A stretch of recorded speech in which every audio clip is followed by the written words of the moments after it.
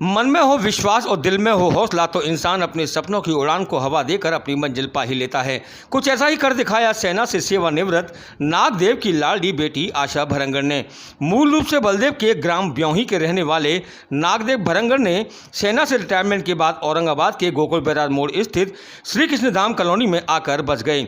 परिवार में उनकी लाडली बेटी आशा भरंगड़ जहां पढ़ाई में अव्वल थी तो वहीं अपनी मां श्रीमती रजनी के हाथ बटाने में भी कहीं पीछे नहीं थी।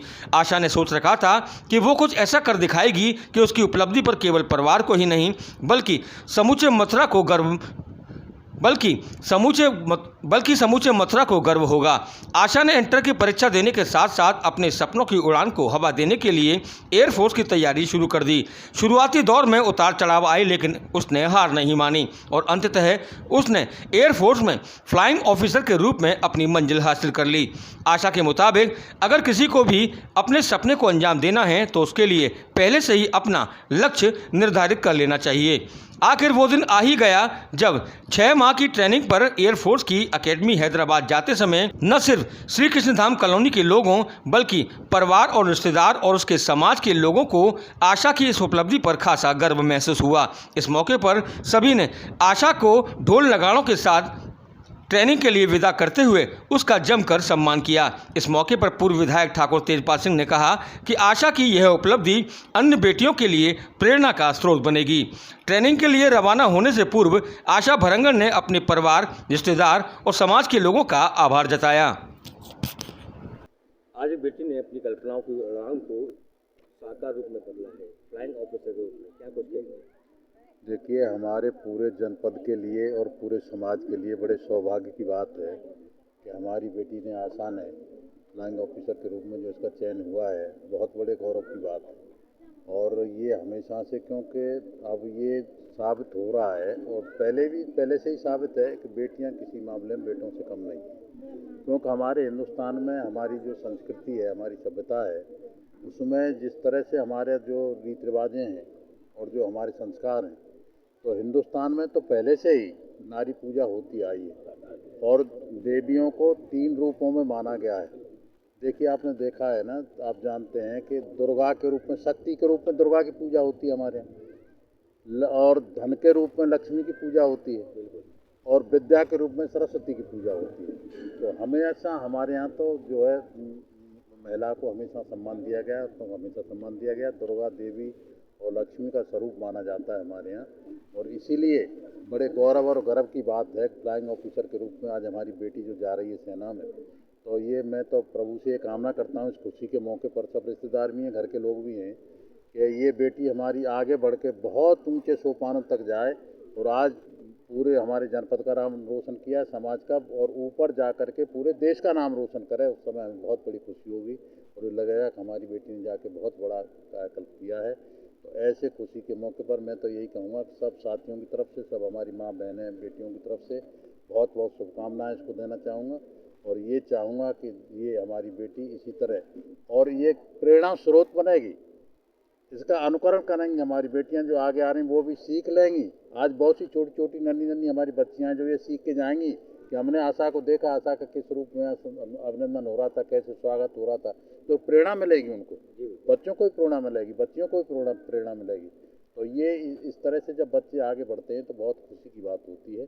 तो इस खुशी के मौके पर मैं अपनी तरफ से बहुत बहुत ढेर सारी शुभकामनाएं देता हूँ और मैं प्रभु से कामना करता हूँ कि बहुत बड़े उनके शुभकामना पर हो जाए और हमारी बेटी बहुत ऊंचाइयों तक पहुँचे। ये मेरी प्रभु से कामना दिए हैं और इसके लिए हमें बहुत अच्छा लग रहा है कि इन्होंने हमारे परिवार का, देश का, सबका नाम रोशन किया है। इसके लिए हमें बहुत गर्व है। आशा ने जो अपनी कल्पनाओं की उड़ान है उसको हकीकत में बदल नहीं, हमें बहुत बड़ी खुशी महसूस हो रही है कि एक हमारी बहना ने इतना बड़ा जो ऊंचाइयां जो छुई हैं, परिवार का नाम रोशन किया है, समाज का नाम रोशन किया है। संपूर्ण मथुरा जिला, पूरा यूपी, उत्तर प्रदेश और पूरे भारत के लिए बहुत गर्व की बात है कि बेटियां इससे प्रोत्साहित होंगी और आने वाले समय में बढ़ चढ़ करके अपनी मेहनत से अपना मुकाम हासिल करेंगी। आप जी ऐसा बताएं कि आप लोग जो है फ्लाइंग ऑफिसर के रूप में आज नागरिक हुई हैं और कल भी आपका प्रस्थान है और इतना बड़ा आपने अचीवमेंट पूरा किया है, मैं बस यही कहना चाहूँगी कि I am very happy about it and grateful and blessed.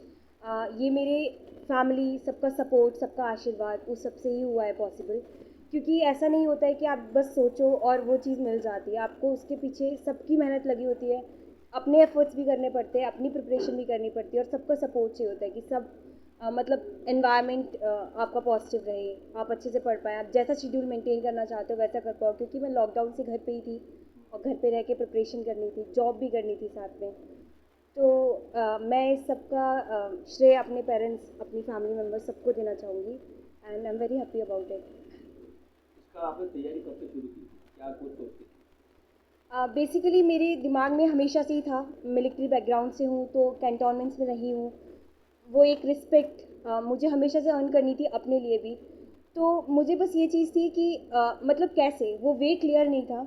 And जब मैं सेकेंड ईयर में थी, अपने बीटेक सेकेंड ईयर में, देन आई डिसाइडेड कि मेरे को इसी में जाना है।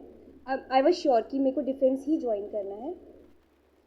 तो फिर उसके बाद मैंने तब तैयारी शुरू कर दी अपनी सेकेंड ईयर में रिटन एग्ज़ाम्स की। साथ साथ अपनी पर्सनैलिटी पे ध्यान देना, अपनी सेल्फ ग्रूमिंग करना, स्पोर्ट्स में पार्टिसिपेट करना, अपना एक रूटीन मेंटेन करना, टाइम मैनेजमेंट करना, वो सब स्टार्ट कर दिया था तभी से। तो उसके बाद मेरे बीटेक के बाद मैंने 2 अटेम्प्ट भी दिए थे। एक में मैं स्क्रीन आउट हुई, मतलब फर्स्ट डे बाहर हो गई थी, फिर मैं कॉन्फ्रेंस आउट हुई, but finally I got recommended in my third attempt from AFSB Mysore. अक्सर माना जाता है कि माँ बाप जो होते हैं सोचते हैं कि बेटी थोड़ी बहुत पढ़ाई कर ले और जब युवा हो जाए तो उसकी आती नहीं पड़ती है, लेकिन इस मामले में आपके मम्मी पापा का क्या? मेरे पेरेंट्स हमेशा से बहुत सपोर्टिव थे। मैं हमेशा से पढ़ाई के लिए थी, तो उन्होंने भी हमेशा से ये सोचा कि शादी समथिंग की सबकी हो ही जाती है, बट पढ़ाई का एक आपके पास मोटिवेशन है, आप में वो डेडिकेशन है कि you want to study, you want to do something. तो उन्होंने हमेशा उस चीज़ पे सपोर्ट किया। मैं जो भी करना चाहती थी, मेरे जो भी डिसीजंस थे, कभी क्वेश्चन नहीं किया कि ऐसे क्यों, वैसे क्यों, ये वाला पाथ क्यों, आप ये करिए, ये इजी है, ये डिफ़िकल्ट है, कुछ नहीं। मैंने बोला मुझे डिफेंस में जाना है, ठीक है बेटा ये करो। जो भी रिक्वायरमेंट्स थी, जो भी प्रिपरेशन के लिए जहाँ भी जाना पड़ा, मतलब मैसूर जाना है, मेडिकल्स के लिए बैंगलोर जाना है, कभी क्वेश्चन नहीं किया। मतलब अगर मेरे फादर अवेलेबल नहीं है, अगर वो ड्यूटी पे है, तो मैं अकेले जा रही हूँ, मतलब they just supported me every way. जैसे भी मैंने चाहा, जो डिसीजंस लिए, उन्होंने हमेशा सपोर्ट किया स्टार्टिंग से ही। तो फाइनली ये तो मैं श्रेय अपने पेरेंट्स को देना चाहूँगी कि they always supported me like in every decision. अपनी जैसी जो युवा हैं क्या मैसेज देना चाहेंगे? मैं बस यही मैसेज देना चाहूँगी कि आपने जो सोचा है, आप बस उसको उस एम पे बहुत क्लियर रखिए। मतलब अपनी प्रायोरिटी, आपका वो एम होना चाहिए, बाकी सारी चीज़ें सेकेंडरी होनी चाहिए। क्योंकि छोटी छोटी चीज़ें होंगी, ख़त्म हो जाएंगी, it will be a past. लेकिन आपका टाइम निकल गया, आपका करियर आपके हाथ से चला गया, it will not come back. तो आप बस फोकस अपना रखिए। इवन इफ़ आप फर्स्ट अटेम्प्ट में नहीं सक्सेसफुल हो रहे हो, आपको जो चाहिए नहीं मिल रहा है, आप बस एफर्ट्स करते रहिए। आप देखिए, गलती की होती है, बस हम मान नहीं रहे होते। अपनी गलती देख लीजिए, उसको इम्प्रोवाइज़ करिए। उसमें टाइम ज़रूर लगता है, लेकिन आपको मिल जाएगी। अगर ढूंढेंगे अपनी मिस्टेक्स, तो आपको ज़रूर मिलेंगी। इनको इम्प्रोवाइज़ करिए and you will definitely be successful. तो ऐसा कुछ नहीं है, आप बस फोकस, एम बहुत क्लियर, बहुत कॉन्स्टेंट रहना होता है अपने हार्ड वर्क को लेकर। तो बस यही है कि I just wish like same focus, same consistency रखेंगे, everyone can achieve whatever they want in their life.